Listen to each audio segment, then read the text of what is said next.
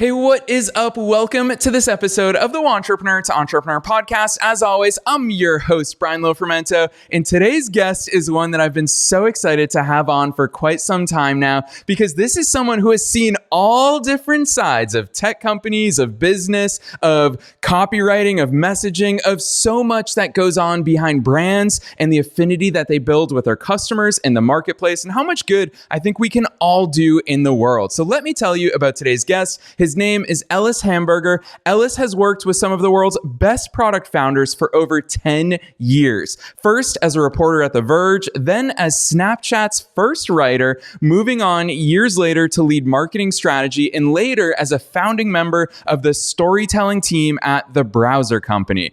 Now he helps establish, or when he was at the Browser Company, he helped establish this startup as one of the most inspiring and transparent in recent memory. Now Ellis works directly with founders to find their truth and share it with the world under his own company, his own umbrella called Meaning, which is a product storytelling studio based in Los Angeles, California, one of my favorite cities in the world. This guy is going to open our minds to so many things about why we exist as entrepreneurs and business owners, the mark that we can leave on the world. His work is incredibly impactful. I'm not going to say anything else. Let's dive straight into my interview with Ellis Hamburger.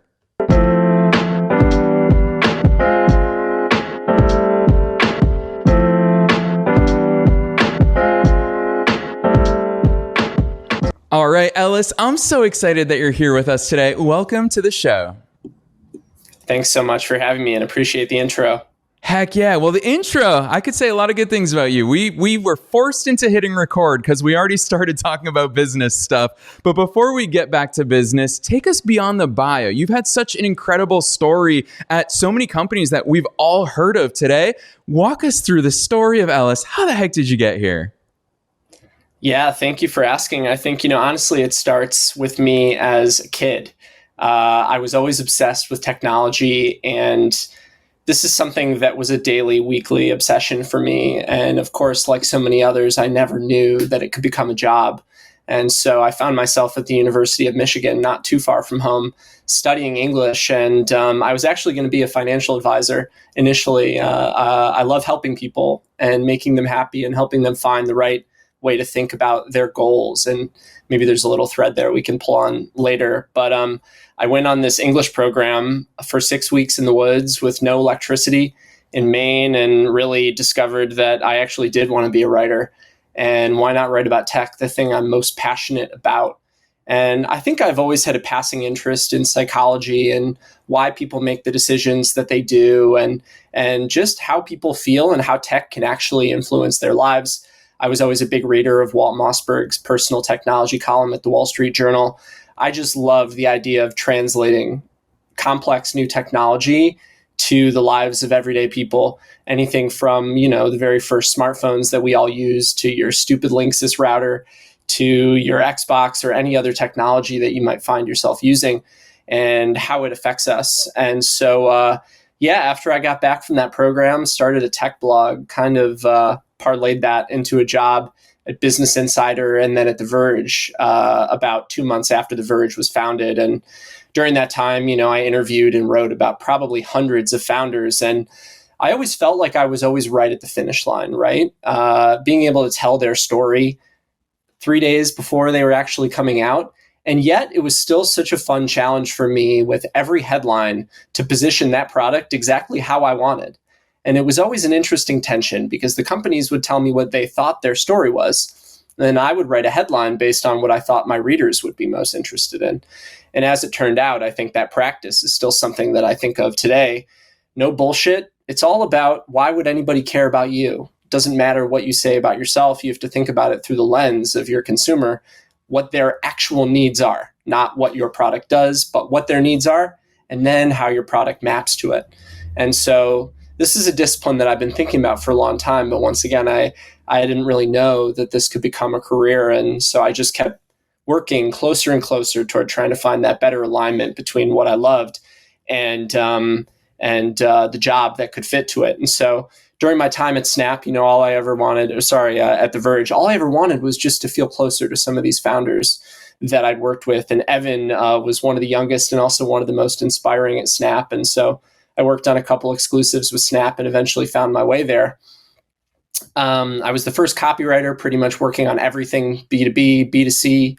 I even pitched some reporters who were my old friends. I did the copy in the app. I did our first sales narrative, worked on the S1 for the IPO, and really saw every single side of writing, from both the marketing, the comms, the UX writing, that really helped me see that there's this really big problem within corporations, and certainly within tech, even as the most innovative corporations we have today, which is that stories are always siloed. Comms is telling one story, marketing is telling one story, the product is telling a whole other story. Or in the case of Snap, the product wasn't really telling much of a story at all, because it was just trying to be this utility that just dropped you right into the app. And so before you know it, you may have a lot of users, but they may not really advocate for you. They may not know why they're there. They may not be likely to stay. And that's really all I ever wanted to do, was share Snap's richer philosophy with the world. But that was something that was always tough to do as a brand that really just kept the focus on very lighthearted fun.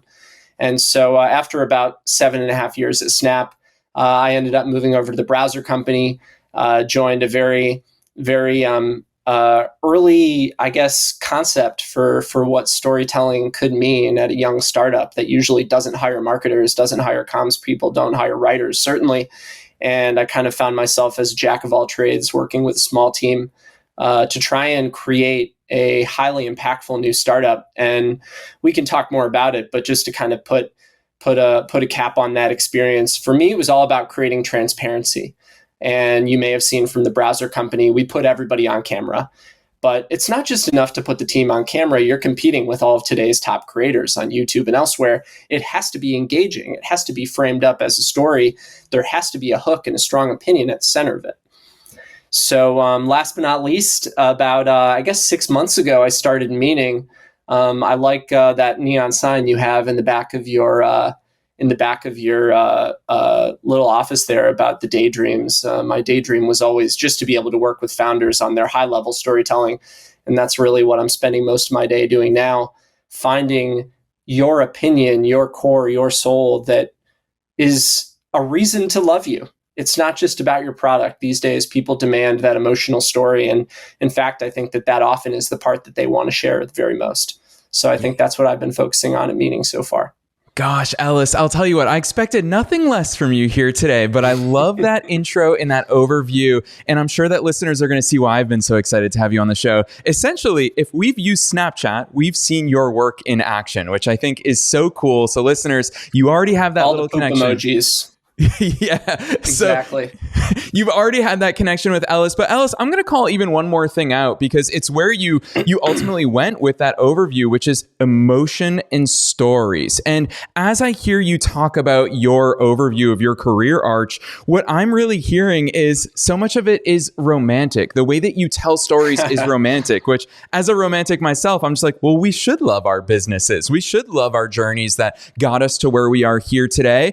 And I would argue that from your career background, you not only have seen the romantic side of business, but you've also seen the less romantic side. Because when you're at hyper growth companies like Snapchat, you and I were talking about it off air, there are deviations from kind of the plan. There are deviations from the mission, the original mission of why these companies started.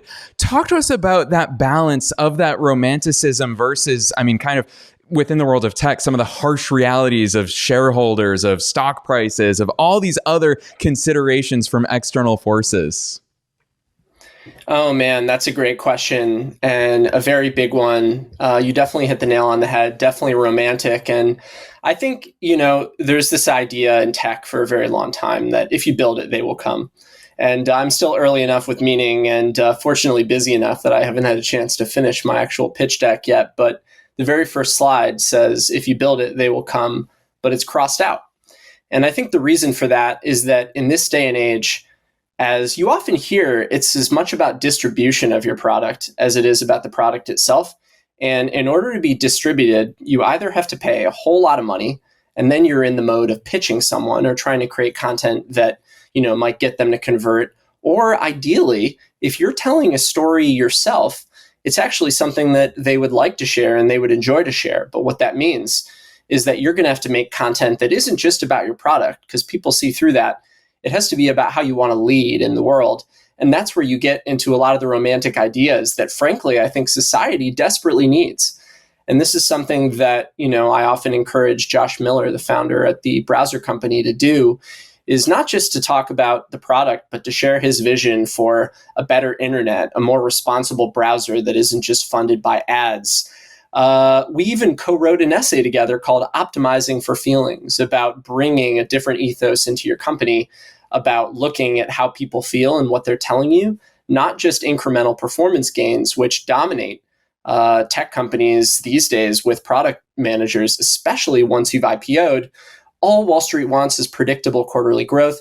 What are you going to do? If you're Facebook, you're going to take your new little AI bot and just put it in the top right-hand corner of every screen. And what that means is that even if 1 in 1,000 people clicks it, you're like, well, better than nothing. And before you know it, you end up with a product that's incredibly crowded, that has no coherent story, and that before you know it, that retention is going to drop off a cliff as soon as people get too frustrated. This is why you need a romantic story, not just to provide a reason for people to share, but to actually have a North Star for your internal team. And that's something that I've heard from some of the founders that I've worked with so far, which to me is the ultimate compliment, is that the manifestos we write together are just as useful to onboard engineers as they are to pitch investors, or they are to talk to press or anything else. I'm a big believer that people follow people, not brands. And then also that ideas are more viral than features or products. And so to me, it's all about finding those romantic ideas at the core of what you believe, teasing those out, and knowing that they're not just going to provide a North Star for your business, but actually help people make decisions long term that keep you focused on that mission. Because without it, all you've got is those incremental gains and no one to stop you. Yeah, Ellis, I'll tell you what, even hearing the way you talk about these things, obviously you're a very talented storyteller, and I'm going to remind listeners, I do this all the time in episodes, you are not a natural storyteller. This has come through reps, and I want to acknowledge that, because a lot of people will feel discouraged saying, well, Ellis, you're just good at this stuff. Ellis, you weren't born a storyteller, you practiced it. And along those lines, there's a verb in there that you said that I really want to pick on right now and talk to listeners about it, which you talked about finding the story. Ellis, I'm sure you deal with this with a lot of clients who say, well, we don't have a story. Our story is we started this business. We had no idea if it was going to work. We pivoted a million times and we found something that worked. How the heck do we go about finding our story? Yeah, that's the whole business. And I'm still working on the perfect methodology for it. But, it's going to sound cheesy, but at the core, it really is about listening to your heart and finding whatever it is in the world you feel most strongly about. And not to give up too much proprietary data on my process, but one of the kind of tests I like to use with founders who, just like many of you out there, may not even know what it is that they feel most strongly about, because they've just been spending every single day building their business. They're like, man, I don't even know. You say, if you were to give a keynote for 30 minutes, and the last line is, and that's why I built my product or my company, I think that often leads you to the story that you want to tell. The thing that you most uniquely are qualified to talk about and most passionate about, that's what people want to hear from you. That's what they want to share, whatever you are most passionately an expert on. And a lot of times that's going to be bigger than just your product. No one wants to be pitched all day. No one wants to share your features every day, all day long. They want to share the ideas that really move you. And whether you call those the way that you want to change the world or this or that, I think it has to be bigger than yourself.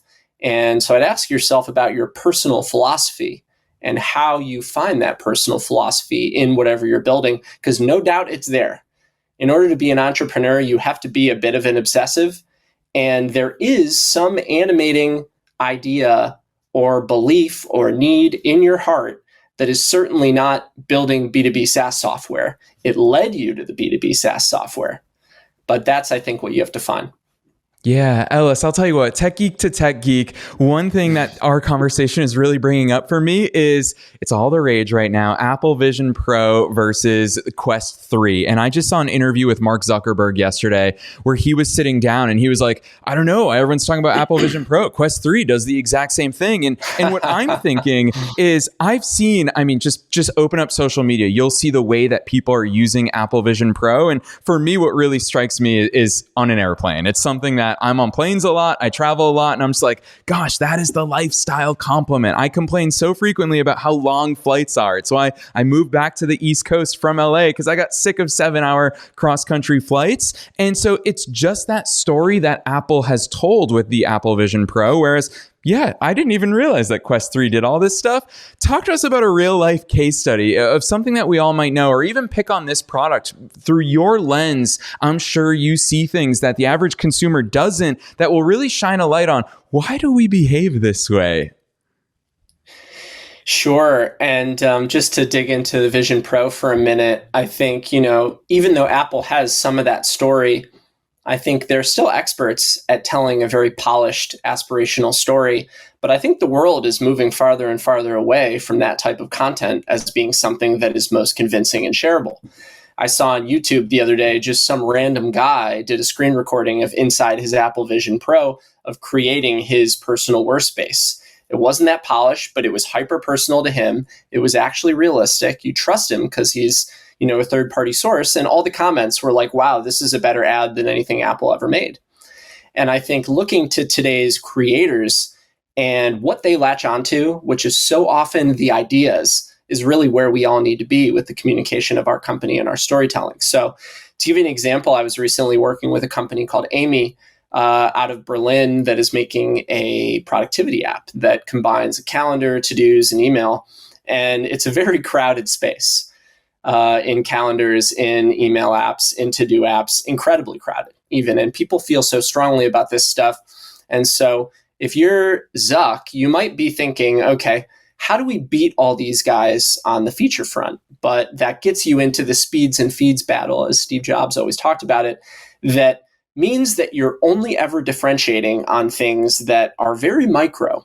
Not the things that people really feel passionately about. It's like, what are the hyper rationalists out there, which I think is a lot of Silicon Valley folks look at when they're deciding whether to buy this car or that car. Those people are the best researchers in the world. They look at every single thing. But as we know, looking at politics every single day, and maybe as you've heard from brand marketing theory, people make decisions very, very emotionally. And that's why, typically the politicians that win are the ones that have a story, not that have a platform filled with all these pillars of things that they want to do. It's just a simple message of hope or taking it back or bringing it back or doing this or going there. And that is, I think, where we need to be as a company. And so when I looked at Amy, I looked at a lot of the productivity videos that were out there on YouTube. And productivity at its core, to me, is not about getting more done. It is about trying to design your life, reboot your life, reset your life. You see this with the Marie Kondo method and with so many other things that make you want to organize more than telling you about how great this cubby of shelves is. The Marie Kondo method makes you want to buy 100 of those shelves. And that's, I think, the philosophical component that you need to have at the core of your pitch. So long story short, with Amy in the keynote video, the very first line is, your calendar is your personal philosophy, a picture of you and everything you believe in. And as the founder says, if it's not on your calendar, it's not going to get done. That has nothing to do with the features of the app, but that makes me want to use it more than any other, right? And that, I think, is the philosophical motivator, the emotional core of really why people make decisions, especially when there's so many choices out there, which is in most categories in tech these days.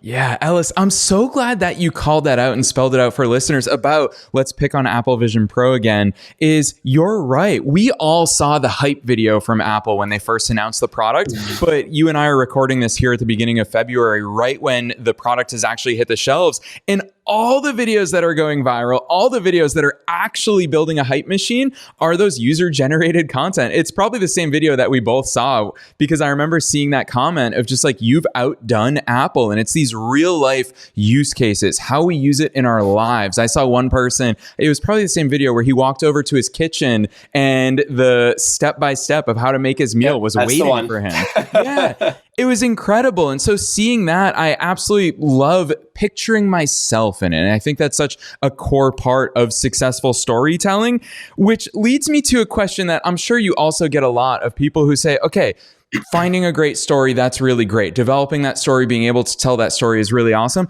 What do I do with that story? You've all given us some examples about we can better raise money with that. We can incorporate it into our marketing. Where the heck do we put these, Ellis?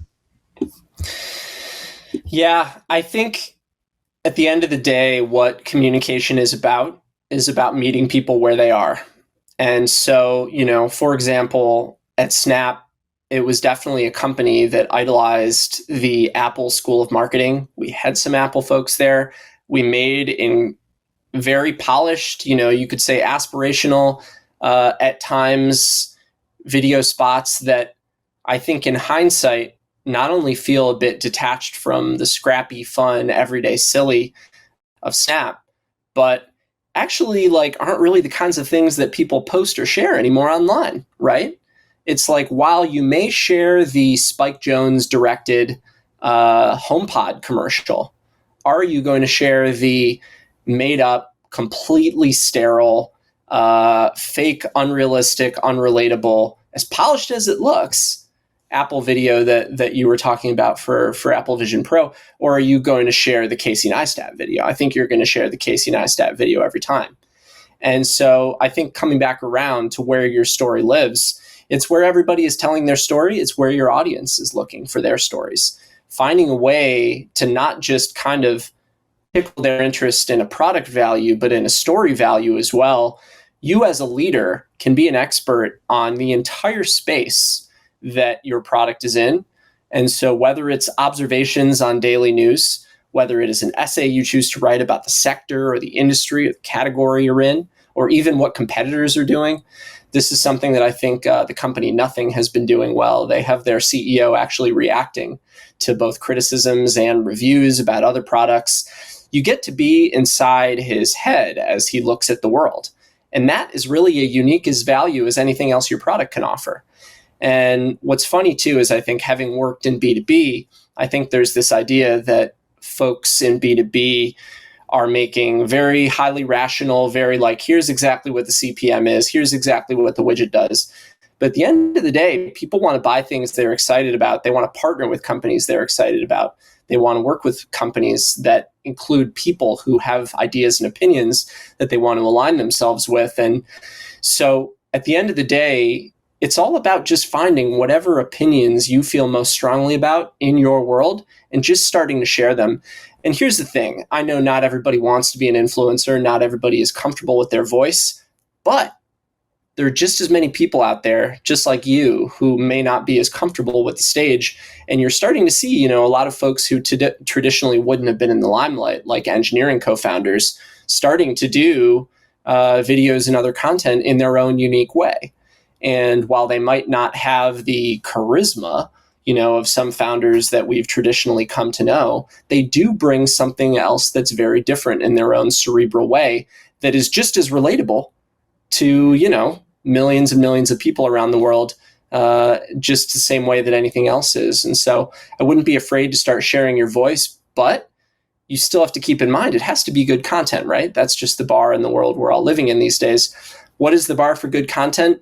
Try to pull yourself out of your own shoes and put yourself in the feed of one of your customers and think, if they saw me hucking my product every day in their feed, would they like it or share it? If they saw me talking about how things in our industry need to change, okay, now they're interested. And then once they're interested, they see where I work and then they click, right? And I think a lot is starting to move in that direction as it gets harder and harder to cold email people, harder and harder to just get into people's feeds, given how competitive the media landscape is. So it's no easy task, but I think it's the challenge that we all now have in communicating our businesses. And that includes my own.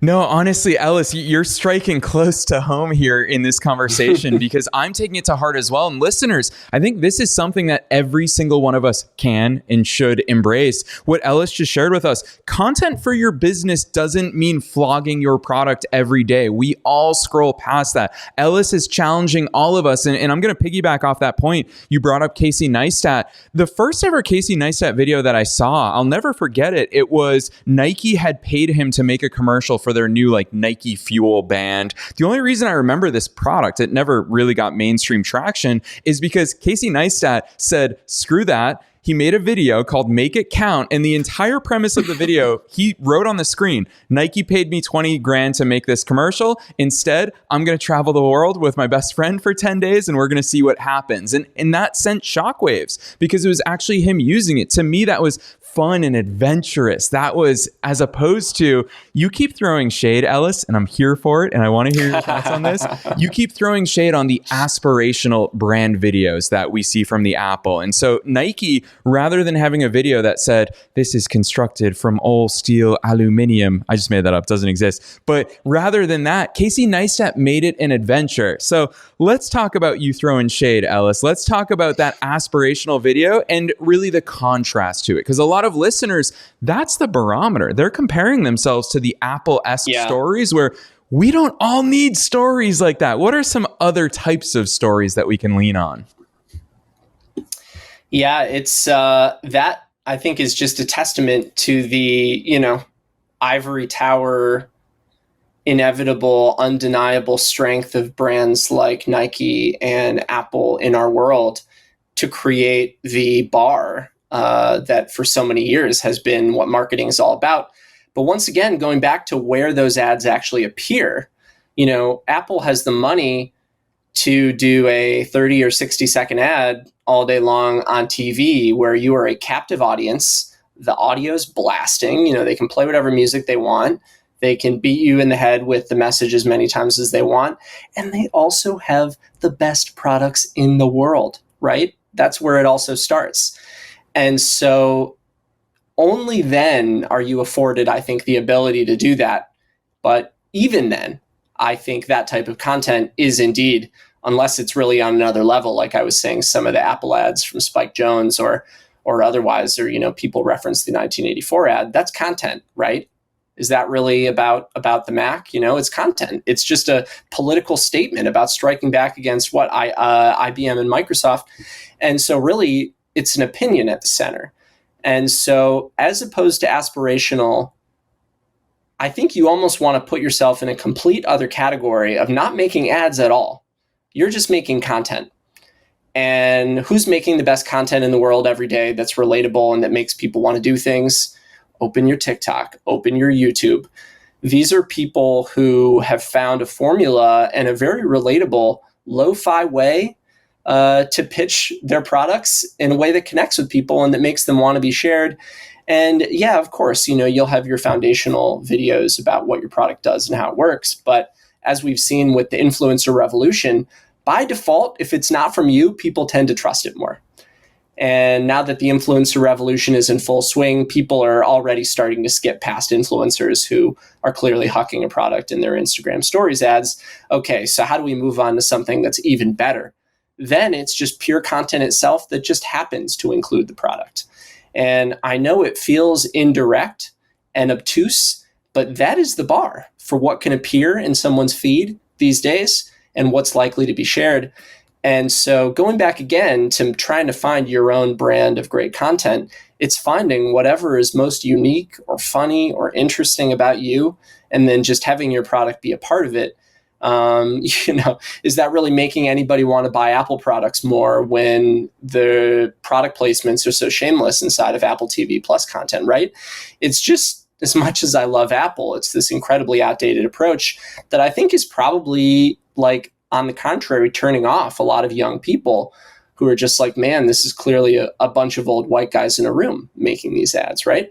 And so, even with companies like Nike, I think their political statements are the ones that connect with young people a lot more than any of the spots about, the beauty of running or whatever it is.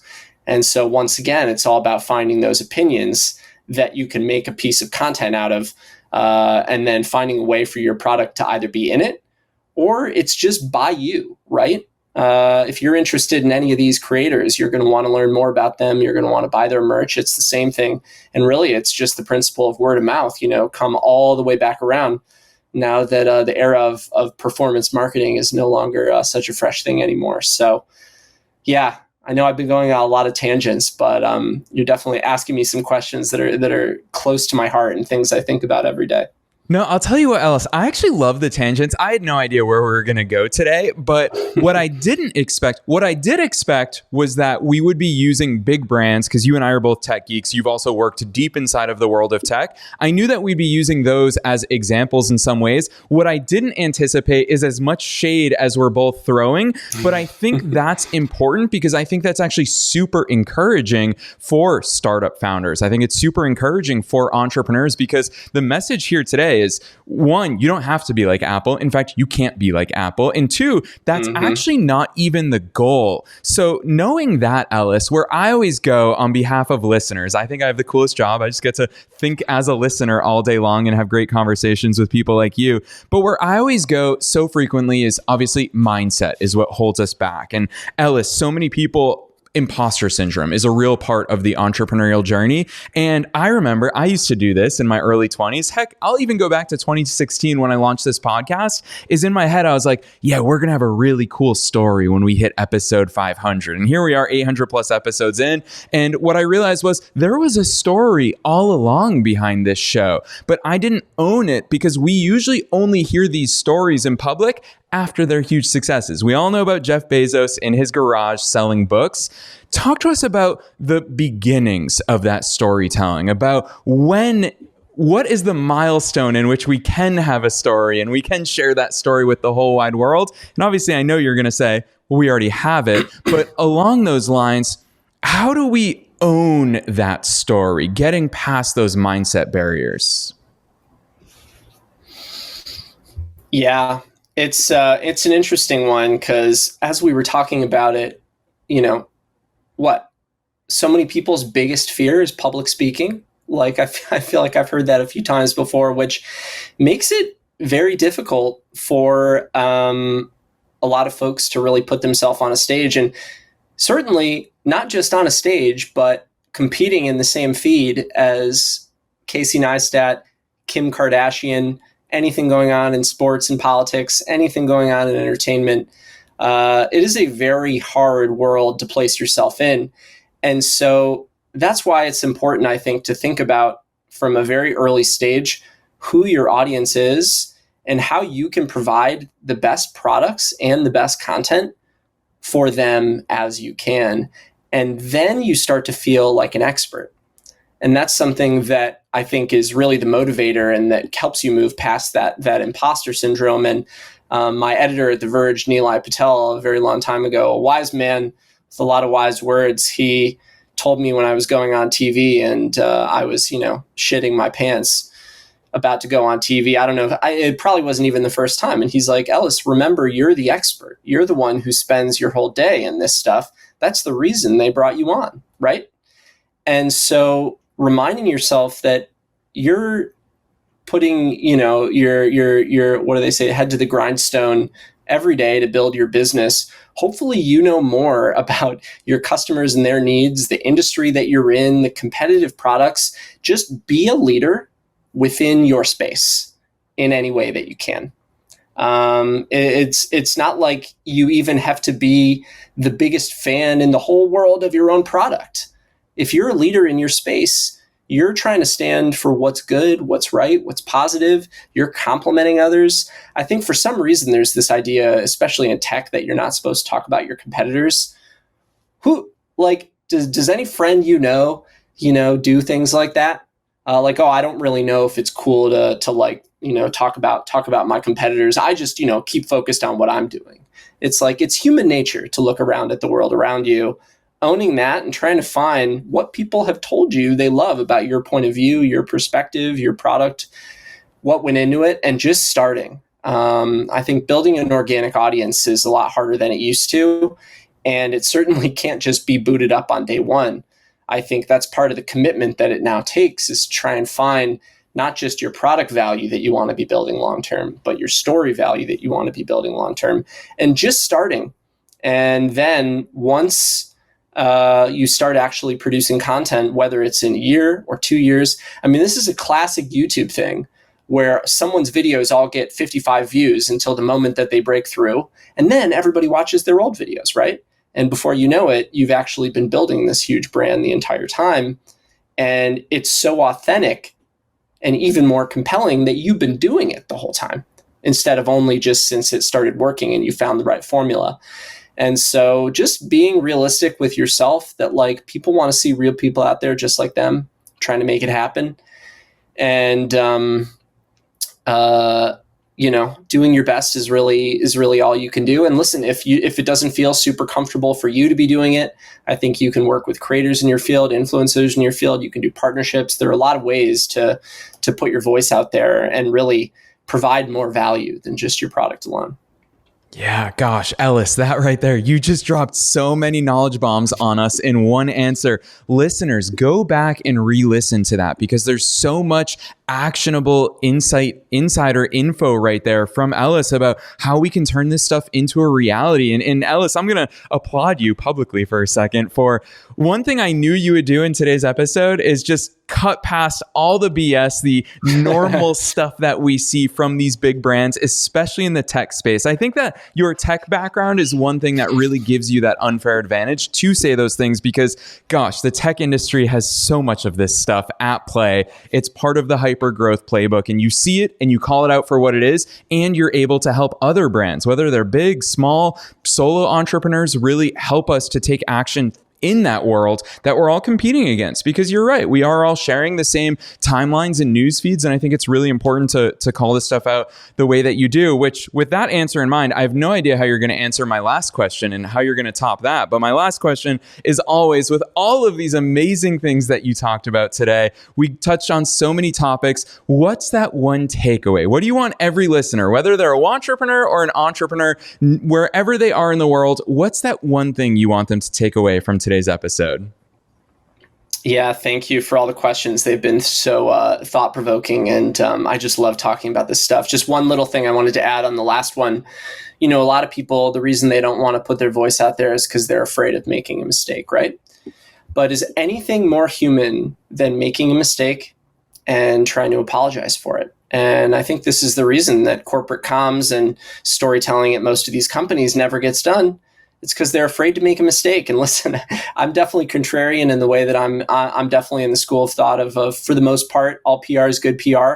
You know, if you have an opinion, some people aren't going to like it, and it's okay. What's important is that you have an opinion, you know? And I think what that means is that it means so much to people for you to be putting your voice out there and knowing the risks, right? And I think that's part of what makes that content inspiring and entertaining, knowing that you're a real person, you change, you make mistakes. And that's something that is perfectly okay. And you're just one person in the feed. So whatever you said will probably blow over as well. So the one thing I want people to take away, I think, you know, in this day and age, what I typically try and help founders understand is the truth that moves them at the most foundational level. What else do they have in their life to do but try to work on the truth that means the most to them? And that's the reason people liked Steve Jobs as much as they did, is that he felt almost like a parental figure in that he had truths about music, about technology, about art, about culture that he decided to lead with and share with the world. And so I think the advice I want to give everybody today is to take a hard look at yourself and ask about what it is that you truly believe. And if you're not sure, then try and develop that. Ask yourself some questions, do some reflection. What do I think about my product? Is my product good? Why would anybody care? Why would press care? What can I do to try and connect more closely with someone? Having the ability to self-reflect, I think, is one of the most important and hardest skills as a founder, given that obsessive persistence is so often how you got to where you got to if you were successful, you know? But that's also what makes you human at the end of the day. And if you lose it, I think that means that you're going off to a place that no one can relate to. And that, I think, is, the blessing and the curse of being a successful entrepreneur, is that if you're one of the 1%, certainly in tech, that make it, you think you got there because you were right and everybody else was wrong. When in fact, that's just kind of what the reality is for products and whatever thesis you have for your product in this business. The reason you got here is by trying to come up with the best possible opinion you can on the world by listening to everything you can. And if you listen less and just trust your instincts more and more and more, that just heads you into a very small box where people aren't rooting for you anymore over time. And so finding those beliefs that are bigger than your company, whether it's in life or in work, and just trying to stay as truthful as you can to those, I think is the path to fulfillment and hopefully success and being shared down the road.